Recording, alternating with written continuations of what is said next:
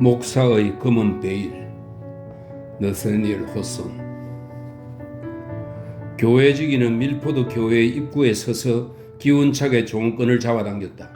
마을의 노인들은 구부정한 걸음걸이로 길을 따라 걸어오고 있었고, 아이들은 밝은 표정으로 부모 옆에서 즐겁게 깡충거리며 뛰기도 하고 주일 복장의 군의를 의식하여 점잖은 걸음걸이를 흉내내며 걷기도 했다. 날씬한 모습의 총각들은 어여쁜 처녀들을 곁눈질로 훔쳐보며 안식일의 햇빛이 보통 날보다 아가씨들을 더 아름답게 보이게 한다고 생각했다.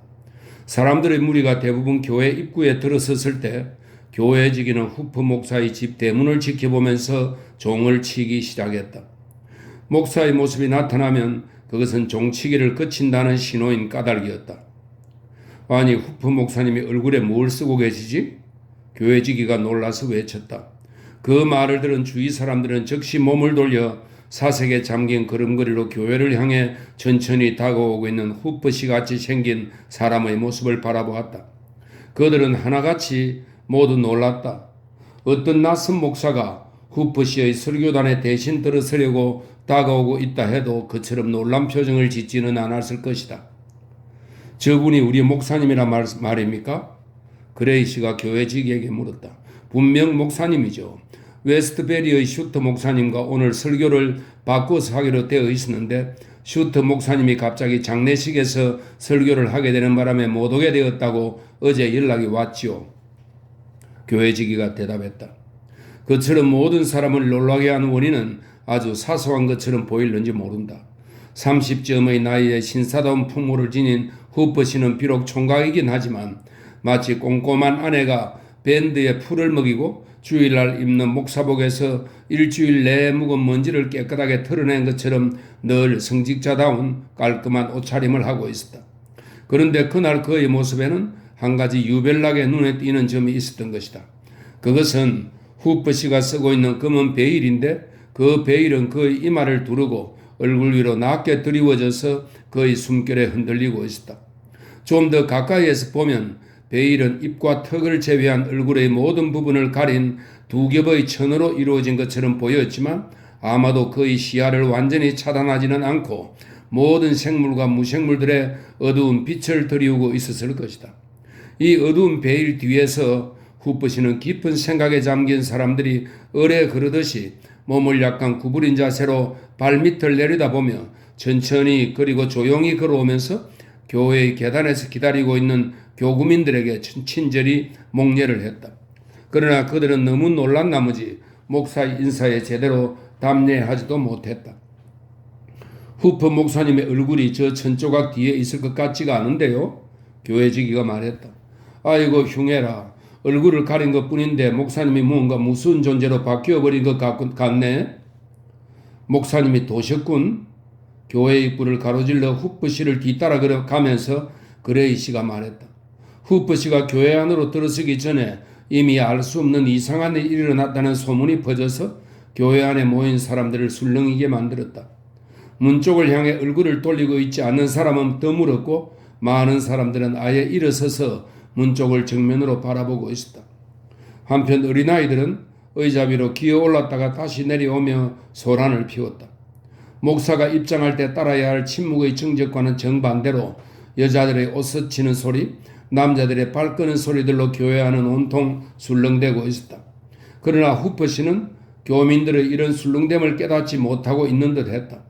그는 조용한 발걸음으로 교회 안에 들어서서 양쪽 글상 쪽으로 가볍게 목례를 하고 통로 한가운데에 안락의자에 앉아있는 나이가 가장 많은 흰머리의 교인 옆을 지날 때는 머리를 숙여 인사를 했다. 이 노인이 목사의 모습에서 뭔가 이상한 것을 의식하는데 한참의 시간이 걸리는 것은 보기에 참으로 이상스러웠다. 그는 후프씨가 계단을 올라 설교단에 들어서서 검은 베일을 사이에 두고 회중들과 얼굴을 마주 대할 때까지 모든 사람들이 느끼고 있는 놀라움을 제대로 의식하지 못하고 있는 듯 했던 것이다. 목사와 회중의 사이에 걸쳐진 그 신비스러운 상징물은 끝내 그쳐지지 않았다. 그것은 후프씨가 찬송을 부를 때 숨결의 박자에 맞추어 흔들렸고 성경을 읽을 때 그와 성스러운 말씀 사이에 모호함을 드리웠으며 그가 기도를 하는 동안 지켜던 얼굴 위에 무겁게 얹혀 있었다. 그가 기도를 드리는 그 두려운 존재로부터 얼굴을 감추려고 한 것일까? 이 한 조각의 천이 일으킨 효과는 엄청나서 마음 약한 몇몇 여자는 교회를 떠나지 않을 수 없을 정도였다. 하지만 목사의 검은 베일이 회중들에게 무서운 모습이듯이 창백한 얼굴의 회중들 역시 목사에게는 아마도 무서운 모습으로 느껴졌을 것이다.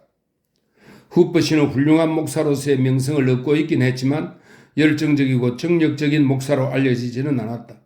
그는 회중을 요란스러운 말로 천국으로 몰고 가기보다는 차분히 설득함으로써 천국으로 인도하려고 한다. 지금의 설교도 일련의 그의 설교 연설과 같은 특징의 스타일과 방식으로 진행되고 있었다. 그러나 강론 자체에 담긴 느낌이나 청중들의 상상적 반응에 있어서 그들이 여태까지 목사로부터 들은 설교 중 가장 강력한 호소력을 지닌 것으로 느끼게 하는 무엇인가가 있었다.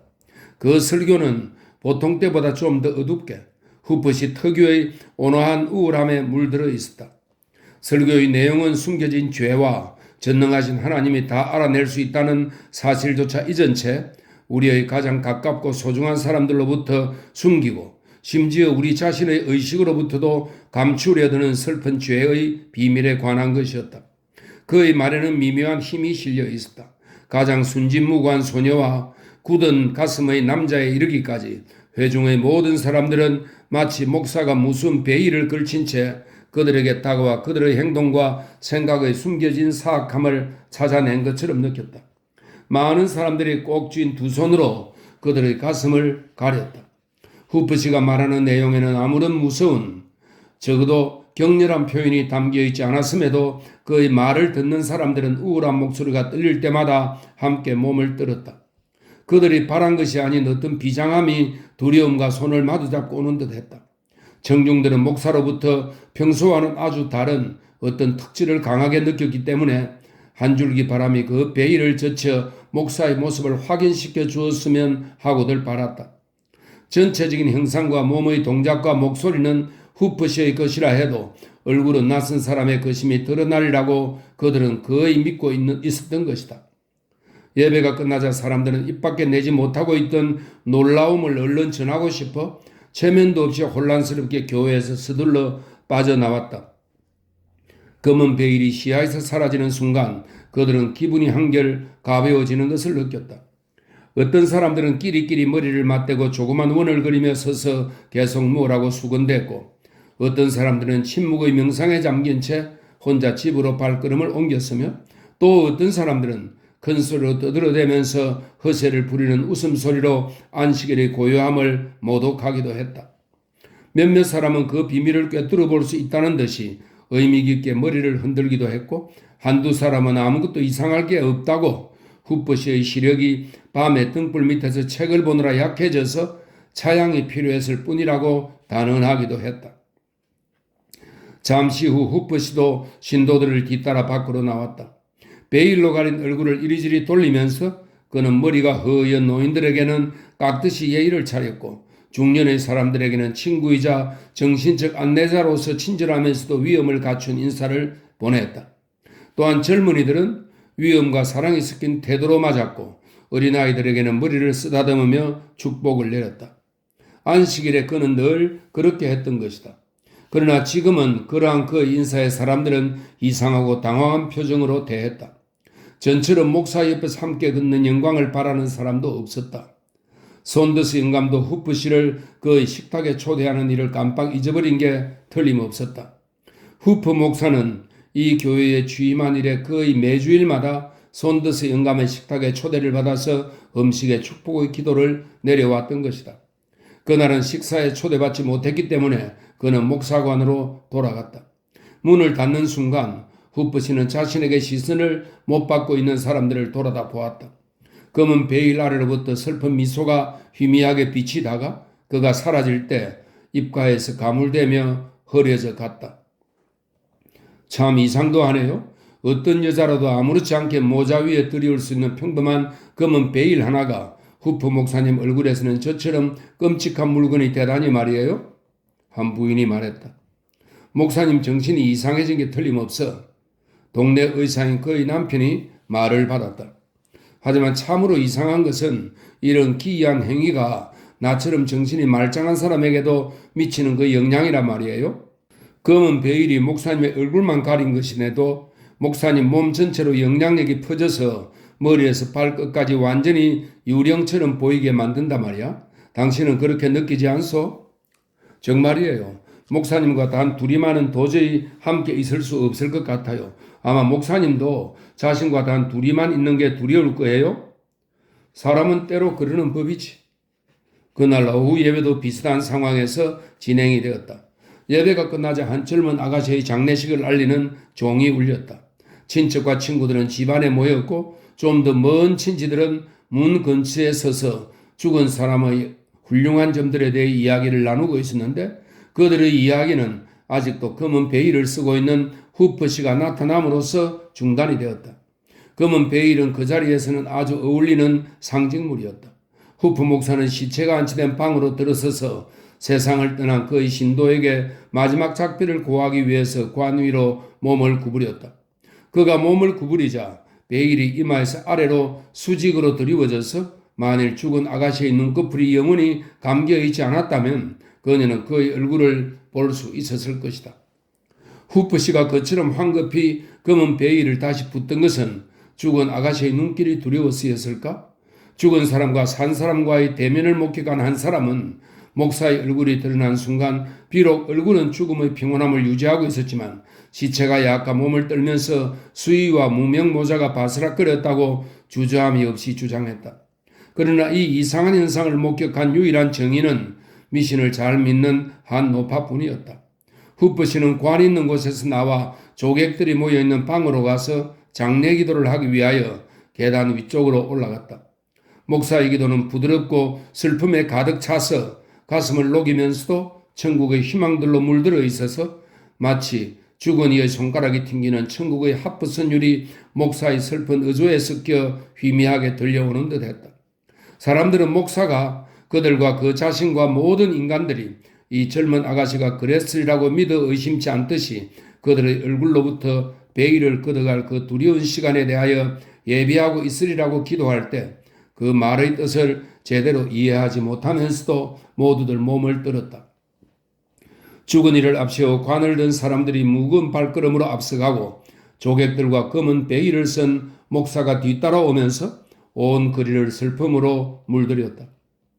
왜 뒤를 돌아보오? 장례 행렬에 섞여 걸어가면서 한 사람이 아내에게 물었다. 꼭 목사님과 죽은 아가씨 영혼이 손을 마주잡고 걷고 있을 것만 같아서요? 아내가 대답했다. 나도 지금 바로 그런 생각을 했어. 남편이 아내의 말을 받았다. 그날 밤 밀포드 마을에서는 아주 아름다운 한 쌍의 젊은 남녀가 혼례식을 올리기로 되어 있었다. 후퍼 씨는 우울한 사람으로 알려지긴 했지만 이런 경우에는 평온한 명랑함을 보여서 더 쾌활한 명랑함을 일으킬 수 없는 차분한 공감적인 미소를 자아내곤 했다. 그의 특성 중에서 이보다 더 그를 사랑받게 만드는 것도 없었다. 그래서 결혼식에 모인 사람들은 낮 동안에 그에게 드리워졌던 이상한 경외감이 이제 그쳐졌으리라고 믿으면서 그가 도착하기를 고대하고 있었다. 그러나 결과는 그렇지가 못했다. 후퍼 씨가 들어섰을 때 사람들의 시선이 제일 처음 머문 곳은 여전히 걸치고 있는 그 끔찍한 검은 베일이었는데 그것은 장례식에는 짙은 어둠을 더해 주었지만 결혼식에는 불길함의 전조를 드리울 수밖에 없었다. 실제로 그 영향은 손님들에게 즉각 나타나서 마치 검은 천 뒤에서 구름이 어둡게 퍼져나와 촛불의 빛을 희미하게 가려버리는 듯 했다. 신랑과 신부는 목사 앞에 섰다. 그러나 신부의 싸늘한 손가락은 신랑의 떨리는 손 안에서 바들거렸고 얼굴은 시체처럼 창백해져서 누군가 몇 시간 전에 묻힌 그 아가씨가 혼례를 올리려고 무덤에서 나온 것이라고 수군거렸다. 그처럼 음산한 결혼식이 또 있다면 그것은 혼례의 조종을 알린 그 유명한 결혼식일 것이다. 혼례식이 끝난 후 후퍼 씨는 마치 난로의 훈훈한 불빛처럼 손님들의 모습을 밝혀줄 수 있었을 부드럽고 즐거운 기분으로 막 혼례를 치른 신랑 신부의 행복을 축원하기 위하여 포도주 잔을 들어올려 입으로 가져갔다. 그러나 그 순간 그는 거울에 비친 자신의 모습을 헐끗 보았고 그 검은 베일은 다른 모든 사람들을 압도한 공포 속으로 그 자신의 영혼을 감싸버렸다. 그의 몸은 부들부들 떨렸고 입술은 하얗게 질렸다. 그는 채 마시지 못한 포도주를 카펫 위에 엎지르고는 어둠 속으로 쏜살같이 사라졌다. 돼지도 검은 베일을 쓰고 있었기 때문이었다. 다음 날 밀포드 마을의 화제는 온통 후프 목사의 검은 베일에 관한 것이었다.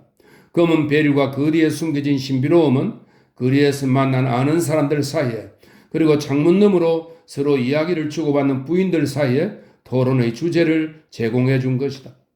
검은 베일에 관한 이야기는 주막 주인이 손님들에게 들려주는 마을의 첫 소식이었다. 아이들도 학교 가는 길에 검은 베일에 대해서 제잘거렸다. 흉내내기를 좋아하는 한 장난꾸러기가 검은 손수건으로 얼굴을 가려서 친구들을 어찌나 공포에 떨게 했던지 자신도 공포에 사로잡혀 자신의 장난으로 혼쭐이 나기도 했다. 그 교구의 주제 넘고 남의 일에 참견하기 좋아하는 모든 사람들 가운데 단 한 사람도 후프 씨에게 왜 그런 행동을 취해야 하는 것인지 물어보려 하지 않는 것은 이상한 일이었다. 지금까지는 그런 참견할 만한 일이 조금만 있어 보여도 그에게 조언을 하는 사람들이 늘 있었고 후프 목사도 그들의 판단에 따라가기를 싫어하는 태도를 보인 적이 없었다. 만일 그가 잘못하는 일이 있다면 그것은 지나친 자기 불신에서 비롯된 것이었고 따라서 남이 자신을 조금만 비판해도 그는 아무것도 아닌 사소한 일까지 죄악으로 생각할 정도였던 것이다. 그의 이런 사랑스러운 약점을 잘 알면서도 교구민 중에 검은 베일을 우정어린 충고의 대상으로 삼으려는 사람은 아무도 없었다. 솔직히 고백할 수도 없고 잘 감출 수도 없는 어떤 두려움이 그 의무를 서로 딴 사람에게 떠넘기고 있었던 것이다. 마침내 그들은 그 문제가 더 무리를 일으키기 전에 검은 베일의 신비에 관해 후프 목사와談판을 하기 위하여 교회의 대표단을 파견하는 것이 좋겠다고 생각했다. 그러나 그처럼 임무 수행에 실패한 대표단은 일찍이 그 예가 없어질 것이다. 목사는 그들을 천천히 예를 갖추어 맞아들였지만 그들이 자리에 앉은 후에는 계속 침묵을 지켜서 그들의 중요한 업무에 대해 발설할 모든 부담을 방문객들에게 떠넘겨버렸다. 그들의 문제는 사실 분명한 것이었다. 후프 씨의 이마에 두른 검은 베일이 그의 평온한 입 위의 얼굴을 모두 가리고 그 입에서 때로 그들은 우울한 미소가 어른거리는 것을 볼 수 있는 것이다.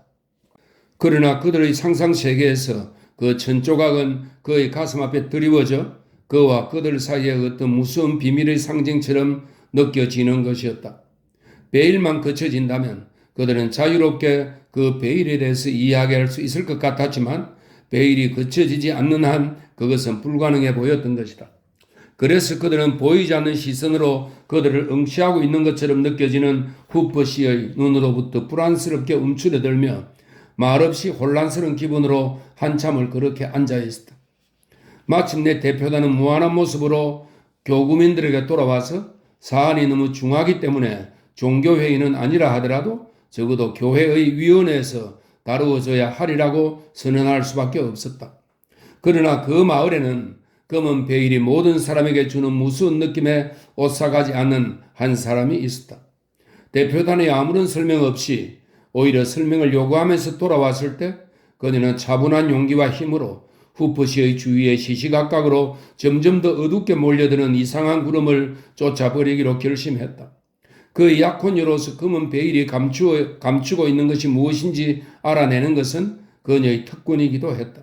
그래서 후프 목사가 처음으로 방문했을 때 그녀는 목사와 그녀 모두를 편하게 만드는 단도직입적인 솔직한 태도로 그 문제를 화제로 꺼낸 것이었다.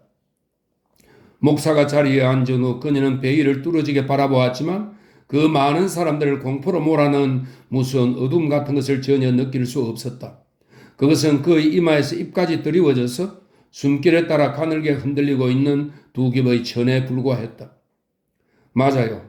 이 천조각에는 그것이 제가 항상 보고 싶어하는 얼굴을 가리고 있다는 것 외에는 두려워해야 할 아무것도 없네요. 자, 어서 구름 뒤에서 해가 비치도록 하세요.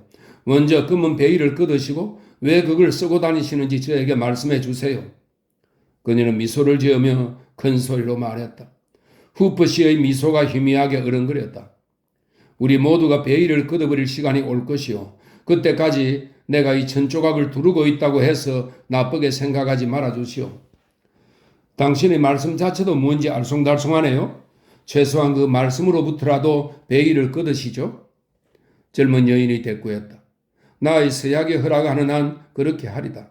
엘리자베스, 이 베일은 하나의 상징과 표상으로서 밝은 빛에서나 어둠 속에서나 혼자 있을 때나 많은 사람들의 시선 앞에서나 낯선 사람들과 함께 있을 때나 친한 친구들과 함께 있을 때나 항상 쓰고 있어야 한다는 걸 알아주시오. 사람의 눈으로 이 베일이 그치는 것을 보지는 못할 것이오. 이 음산한 베일은 나와 이 세계를 떼어놓아야만 하오. 엘리자베스, 당신까지도 이 베일의 뒤로 올 수는 없소. 무슨 가혹한 불행이 닥쳤길래 당신의 눈을 영원토록 어둡게 가리셔야 하는 건가요? 그는 진정으로 물었다. 만일 그것이 애도의 상징이라면 나도 아마 다른 사람들과 마찬가지로 검은 베일로 표상될 만큼 어두운 슬픔을 가지고 있을 것이요. 후프시가 대답했다. 하지만 세상 사람들이 그것이 순수한 슬픔의 표상이라고 믿으려 들지 않으면 어떡하시겠어요? 엘리자베스는 집요하게 다그쳤다. 사람들로부터 사랑과 존경을 받고 계시긴 하지만 당신이 무언가 숨겨진 죄를 의식해서 얼굴을 가리고 있다는 소문이 곧 날 거예요. 제발 당신의 성스러운 목사직을 위해서라도 이런 불명예는 피하셔야죠. 그녀가 마을에 이미 떠돌고 있는 소문의 성격에 대해서 완곡하게 이야기했을 때 그녀의 뺨은 붉게 달아올랐다. 그러나 후프시의 온화한 모습은 변함이 없었다. 그는 심지어 베일 아래의 어둠으로부터 항상 희미한 불빛처럼 어른거리며 나타나는 그 슬픈 미소를 머금기까지 하는 것이었다. 내가 슬픔 때문에 얼굴을 가린다면 그럴 만한 충분한 이유가 있는 것이고 만일 죄 때문에 얼굴을 가린다면 어떤 인간이 그러지 않을 수 있겠소? 그는 그렇게 대답할 뿐이었다. 이 부드러운 그러나 굴복되지 않을 집요함으로 그는 그녀의 모든 간청에 저항했다. 마침내 엘리자베스는 말없이 앉아있을 수밖에 없었다. 잠시 동안 그녀는 다른 어떤 의미가 없다면 아마도 정신질환의 한 징후일 그 어두운 환각의 상태로부터 연인을 구해내기 위하여 어떤 새로운 방법을 시도해 볼 수 있을까를 생각하면서 깊은 상념에 빠져 있는 듯 싶었다. 그녀는 그보다 더 강한 성격의 소유자였지만 그녀의 뺨 위로는 눈물이 흘러내렸다.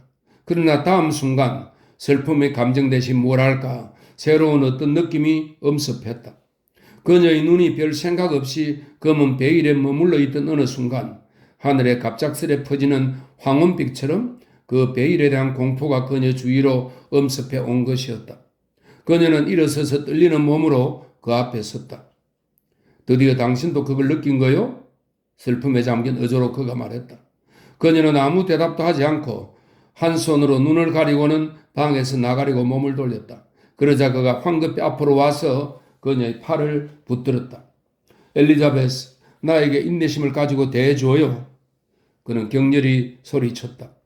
이 세상에서는 우리 사이를 이 베일이 가로막을 수밖에 없다 하더라도 제발 나를 떠나지 말아줘. 내 사람이 되어주시오. 그 후로는 내 얼굴 위에 베일도 없어지고 우리 두 사람의 영혼 사이에 아무런 어둠도 없어질 것이오. 그것은 이성의 베일일 따름이지 영원한 베일이 아니오. 아, 당신은 내가 홀로 이 검은 베일 뒤에서 얼마나 외롭고 얼마나 두려움에 떨고 있는지 알지 못하오. 나를 이 비참한 어둠 속에 영원히 남겨두고 떠나지 말아요. 한 번만이라도 그 베일을 들어 올리고 제 얼굴을 보세요. 그녀가 말했다. 안 돼, 그건 안 돼요. 그렇다면 안녕히 가세요. 그녀는 그에게서 팔을 빼내고는 천천히 발걸음을 옮겼다. 문께에 이르러 그녀는 걸음을 멈추고 검은 베일의 비밀을 거의 꿰뚫어 보는 듯한 몸서리 쳐지는 눈길로 그를 오랫동안 바라보았다. 그러나 후프시는 슬픔 속에서도 자신을 행복으로부터 떼어놓은 것이 단지 물질적인 하나의 표상에 지나지 않는다고 자유하며 미소를 지었다. 하지만 그것은 가장 사랑하는 사람들 사이에도 어두운 공포감을 불러일으킬 수밖에 없는 것이었다. 그 시간 이후로 후프시의 검은 베일을 벗기려 하거나 그에게 직접 호소함으로써 그것이 숨기고 있다고들 생각하는 죄를 발견해 내리는 어떤 노력도 시도되지 않았다. 보통 사람들이 가지고 있는 편견을 초월했다고 자처하는 사람들은 그것을 단순히 괴팍스러운 행동으로, 다른 점은 다 멀쩡한 사람들의 정상적인 행동과 섞이고 그런 정상적인 행동들을 비정상적인 것처럼 보이게 하는 변덕스러운 행동으로 생각했다. 그러나 대부분의 사람들에게 후퍼씨는 유령처럼 무서운 존재가 되고 말았다. 성격이 부드럽고 겁이 많은 사람들은 그를 피하려고 비켜서고, 다른 사람들은 그와 맞닥뜨리는 것을 용기 있는 행위로 생각하는 것이 늘 신경이 쓰여서 그는 평화로운 마음으로 거리를 다닐 수가 없었다. 후자의 부류에 속하는 사람들의 무리함 때문에 후퍼씨는 황혼역회 하는 공동묘지로 일상적인 산책을 포기해야만 했다.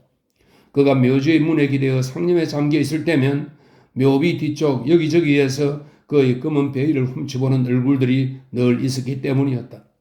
그러나 죽은 사람들의 눈초리가 그를 묘지로부터 몰아냈다는 그럴듯한 소문이 퍼졌다. 특히 자신의 우울한 모습이 멀리서 보이기만 해도 아이들이 즐겁게 놀다 말고 도망치는 것을 보면 그는 가슴이 몹시 아팠다. 검은 베일에 대한 아이들의 본능적인 두려움은 그로 하여금 무엇보다도 검은 천의 실 자체에 어떤 초자연적인 공포가 얽혀 있는 게 아닌가 하는 느낌을 강하게 갖게 했다. 사실상 그 베일에 대한 자신의 거부감도 매우 강해서 그는 거울 앞을 지나가는 것을 늘 꺼려했고, 잔잔한 샘물 위에 머리를 숙이고 물을 마시는 일도 없었다. 평화로운 샘물의 가슴 속에서 자기 자신의 모습에 놀라 몸서리를 치고 싶지 않았기 때문이었다. 이러한 후프시의 태도는 그의 양심이 완전히 숨기기에는 너무 끔찍한, 혹은 그처럼 모호하지 않은 다른 어떤 방법으로도 전달할 수 없는 그런 큰 죄악 때문에 스스로에게 고통을 주고 있는 것이라는 소문을 그럴듯하게 만드는 것이었다. 그렇게 해서 검은 베일 밑으로부터 죄 같기도 하고 슬픔 같기도 한 어떤 모호한 것이 밝은 햇빛 속으로 마치 구름처럼 퍼져나와 그 가련한 목살을 감싸버렸기 때문에 사랑이나 동정심이 그에게 이를 수가 없었던 것이다. 사람들은 베일 속에서 후프씨가 유령과 악마와 어울리고 있다고들 말했다. 안으로는 스스로 두려움에 떨고 밖으로는 두려움을 불러일으키면서 그는 어두운 그늘 속에서 계속 걸었다. 어둠 속에서 자신의 영혼을 더듬기도 하고 온 세상을 슬프게 만드는 베일을 통해 시선을 보내기도 하면서, 그러나 후퍼씨는 사람들의 무리를 지날 때 그들의 창백한 얼굴을 보며 여전히 슬픈 미소를 지었다. 검은 베일의 나쁜 영향 중에도 한 가지 바람직한 사실은 그 베일이 그것을 쓴 사람을 유능한 성직자로 만드는 것이었다. 그 알 수 없는 신비설은 다른 분명한 이유가 없었기 때문에 표상의 도움으로 후프씨는 죄악으로 고뇌 속에 빠진 사람들에게 무서운 힘을 가진 사람이 된 것이다. 그의 개종자들은 후프 목사가 자신들을 천국의 밝은 빛으로 인도하기 전에 검은 베일 뒤에서 그와 함께 있었노라고, 물론 비유적이긴 하지만 그렇게 주장하면서 그들만의 어떤 경외감을 가지고 늘 후프 목사를 대했다. 사실 베일의 어두움 때문에 그는 모든 어두운 사람의 감정에 공감할 수 있었던 것이다. 죽어가는 죄인들은 큰 소리로 후프씨를 불렀고 그가 나타나기 전에는 생명을 포기하려 들지 않았다. 그러나 후프씨가 위로의 말을 속삭이려고 몸을 숙일 때면 그들은 베일을 쓴 얼굴이 그처럼 가까이 다가오는 것에 부르러 몸을 떨었다. 죽음이 얼굴을 드러내는 순간에도 검은 베일의 공포는 그처럼 컸던 것이다. 후프씨의 얼굴을 볼 수 없었기 때문에 오직 그의 모습이라도 보리는 목적으로 여기저기 먼 곳에서 낯선 사람들이 그의 예배에 참석하기 위하여 찾아왔다. 그러나 많은 사람들은 떠나기 전에 몸을 떨어야만 했다. 벨츠 주지사 시절에 한 번은 후프 목사가 선거 설교를 하도록 임명을 받은 적이 있었다. 그는 검은 베일을 쓴 채 주지사와 행정위원회와 의회 의원들 앞에 서서 설교를 했는데 그들에게 아주 깊은 인상을 남겨서 그 해의 법안들은 우리 조상들의 초기 통치 시절의 모든 음울함과 경건함의 특징을 지닐 정도였다. 이렇게 후프씨는 외부적인 행동에 있어서는 흠잡을 데가 없이, 그러나 음산한 의욕 속에 쌓인 채 긴 세월을 보냈다. 친절하게 사랑을 베풀면서도 사랑을 받지 못하는 두려움의 대상으로 사람들로부터 소외되어 그들이 건강하고 행복할 때는 기피를 당하면서도 그들이 절망적인 고통에 빠져 있을 때는 도움의 요청을 받으며 오랜 세월을 살아온 것이다. 세월이 흐르면서 검은 베일 위로는 백발이 내리고 그의 명성은 이제 뉴 잉글랜드의 모든 교회에 널리 알려져서 사람들은 그를 후퍼 교부라고 불렀다. 그가 교회에 취임할 때 성인이었던 교구민들은 거의 대부분 세상을 떠났다. 그래서 그는 교회 안에 회중을 가지고 있을 뿐만 아니라 묘지에도 오히려 더 많이 붐비는 회중을 거느리고 있는 셈이었다. 그처럼 만년에 이르기까지 목사로서의 의무를 훌륭히 수행해내서 이제 후프 교부가 쉴 차례가 된 것이다. 노 목사의 임종 자리의 가시원 촛불 옆에는 몇 사람의 모습이 보였다. 그에게는 친척이 없었다. 그러나 구할 수 없는 환자의 마지막 고통을 들어주려 힘쓰는 냉정해 보이지만 품이 있는 엄숙함을 지닌 의사가 있었다. 집사들과 교회의 독실한 신자들도 있었다. 그리고 죽어가는 목사의 임종 자리에서 기도를 하기 위하여 급히 말을 타고 온 젊고 아주 경건한 웨스트베리의 클라크 목사도 있었다. 또한 임종을 위해 고용된 하녀가 아닌 간호부도 있었는데 그처럼 오랫동안 남몰래 고독 속에서 그리고 노령의 싸늘함 속에서 조용히 사랑을 지켜왔고 마지막 죽는 순간까지 그 사랑을 잃지 않은 여인은 다름 아닌 엘리자베스였던 것이다. 이제 후퍼 교부의 하얀 머리는 여전히 이마에 검은 베일을 두른 채 임종의 베개 위에 놓여 있었고 검은 베일은 얼굴 위로 늘어떨어져서 점점 더 힘들어가는 희미한 호흡 동작에 따라 흔들거리고 있었다. 일생 동안 그 천조각은 그와 세상 사이에 걸쳐져서 친구 간의 밝은 우애와 여자의 사랑으로부터 그를 격리시켰고 가장 슬픈 감옥인 자신의 가슴 속에 그를 가둔 것이었다. 마치 그의 어두운 방의 우울함을 더욱 짙게 하고 영혼의 햇빛으로부터 그를 가리려고나 하듯이 천조각은 여전히 그의 얼굴 위에 놓여 있었다. 얼마 전부터 그의 정신은 혼란에 빠져서 과거와 현재 사이를 불안스럽게 오가며 때때로 불분명한 미래의 세계를 방황하고 있었다. 열병 같은 발작에 그는 이리저리 몸을 뒤척였고 얼마 남지 않은 기운마저 소진해갔다. 그러나 가장 고통스러운 발작 상태에서도 그리고 정신이 가장 심하게 오락가락해서 모든 생각들이 정상적인 힘을 상실한 상태에서도 그는 여전히 검은 베일이 혹시라도 미끄러져 벗겨지지 않을까 몹시 신경을 썼다. 그러나 혼란에 빠진 정신이 비록 잊어버릴 수 있을는지는 몰라도 그의 머리맡에는 한 충실한 여인이 있어서 그녀가 젊은 시절의 아름다운 모습으로 마지막 본 지금의 늙은 얼굴을 고개를 돌린 채 덮어주었을 것이다. 마침내 죽음이 임박한 노인은 정신적으로 그리고 육체적으로 탈진이 된 마비 상태로 조용히 누워 있었다. 맥박은 거의 느껴지지 않았고 숨결은 점점 더 희미해져 갔으며 길고 깊고 불규칙한 호흡 소리만이 그의 정신이 떠나가고 있음을 예고하고 있는 듯 했다. 웨스트베리의 목사가 침대 곁으로 다가왔다. 경애하는 후프 교부님, 이제 임종의 순간이 다가왔습니다. 영혼으로부터 시간을 차단하여 가두어버린 그 베일을 거두어 올리실 준비가 이제 되었습니까? 후프 교부는 처음에는 희미한 손의 동작만으로 응대를 했다. 그러나 다음 순간 자신의 의미를 잘 모르지 않을까 염려가 돼서인지 말을 하려고 애를 썼다. 그렇소. 내 영혼은 베일이 거두어질 때까지 이렇게 지치며 참아온 것이요. 그는 희미한 의조로 말했다. 그러시다면 인간이 판단을 내릴 수 있는 한 행동이나 생각에 있어서 그처럼 성스럽게 허물없는 삶의 표본을 몸소 보여주시면서 오직 기도에 전념해 오신 교부로 추앙을 받아오신 그런 분께서 그처럼 순수한 삶을 욕되게 할 수도 있는 어두운 그림자를 당신의 기억에 남기시고 떠나가시는 게 합당한 일이겠습니까? 클라크 목사가 그의 말을 받아 말했다. 경의하는 형제시여, 제발 그런 일이 일어나지 않도록 해 주십시오. 교부님께서 이제 보상을 받으러 떠나시는 이 자리에 교부님의 승리의 모습을 보고 저희들이 기쁨을 누리도록 허락해 주십시오. 영혼의 베일이 거두어지기 전에 이 검은 베일을 교부님의 얼굴에서 벗기도록 해 주십시오. 그렇게 말하면서 클라크 목사는 그 오랜 세월의 신비를 드러내기 위하여 몸을 앞으로 구부렸다.